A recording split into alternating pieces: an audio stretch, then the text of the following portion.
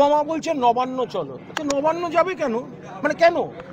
মমতা ব্যানার্জির পুলিশ তো অ্যারেস্ট করেছিল, সিবিআই আপনারা চেয়েছিলেন, সিবিআই এসে বলেছে অ্যারেস্ট ঠিক ছিল, তাহলে আপনি নবান্ন, আপনি বিজেপিকে অক্সিজেন দিচ্ছেন, আপনি সিপিএমকে অক্সিজেন দিচ্ছেন।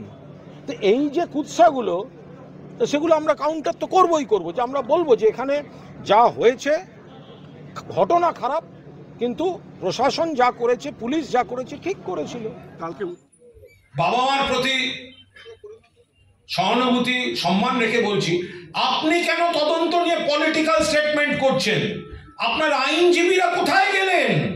আপনি তো ট্রায়াল কোর্ট, হাইকোর্ট, সুপ্রিম কোর্টে আপনি সুযোগ পেয়েছিলেন কথা বলার, বলেননি তো, অথবা সেই বলাটা ভিত্তিহীন ছিল, কোর্টে মান্যতা পায়নি।